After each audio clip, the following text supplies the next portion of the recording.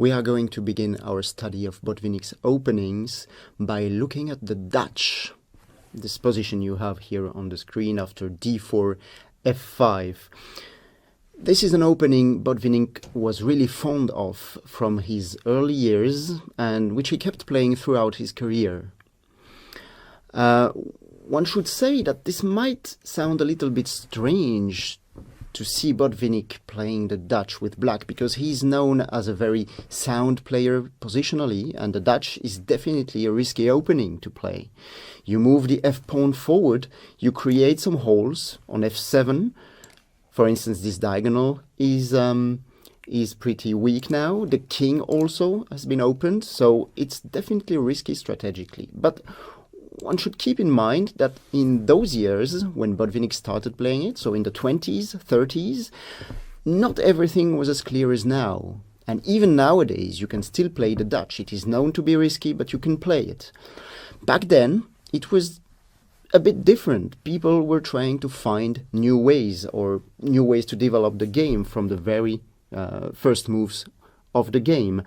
And coming back, actually, after d4, Botvinnik's first opening against d4 was the classical Nimzo-Indian, Queen's Gambit, Queen's Indian, so knight f6, c4, e6, and after knight c3, bishop b4, or after knight f3, he would play the Queen's Gambit, d5, or the Queen's Indian b6. All these openings for black have one goal, basically, which is to control the square on e4, which has been somewhat weakened after white's first move, d4.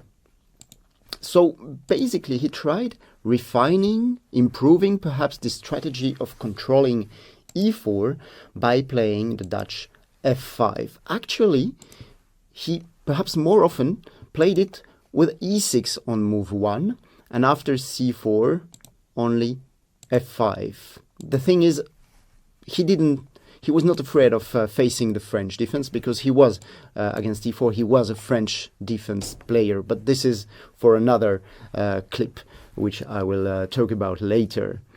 So coming back to the Dutch, let's say after e6, c4 and f5, again, I would like to stress this is a risky opening, and I am sure Botvinnik was aware of the drawbacks of moving the f-pawn so soon in the game. But he was willing to take risks in order to try and win with black. Even when I said throughout his career, he played it even on big occasions, on big games, ready to take risks even against very strong opponents, and he definitely scored some nice victories with this. He had generally lots of success with the Dutch opening. I would like to single out two games which are basically a must if you want to understand how Botvinnik handled the Dutch. This is the game he won against Saloflor in 1933. They played a match over many games, and he played the Dutch twice in that match, and also a game he won against Keres in 1947, another typical nice game for Dutch players with black. How did he treat the Dutch opening with black? Because nowadays you can do it in many ways. You can play the Leningrad, playing with g6 and bishop g7 instead of e6. You can play the Stonewall, and this is exactly what Botvinnik did against with black, but he did it in a slightly different way than what we would do now, since he put his bishop mostly on e7, knight f3. Let's say move order can vary, of course, and now c6. So he would play this Stonewall formation, but with the bishop on e7 instead of the nowadays usual development on d6, which is definitely more active, but with the bishop on e7, black also has some ideas. One should say, I mentioned earlier that Botvinnik used the Dutch on some big occasions, and he did it against Bronstein in his World Championship match in 1951. He played 4 times the Dutch out of 24 games with black, and he scored very decently, 2 points out of 4. But in game 22, he suffered a very heavy blow by losing that game 22. And after that game, Bronstein was leading +1 in the match. So a very, very difficult moment probably in Botvinnik's career in terms of trusting the Dutch.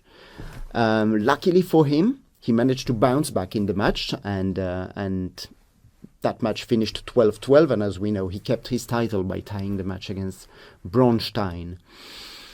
Well, actually, of course, Botvinnik had to face the Dutch a few times also when he was white.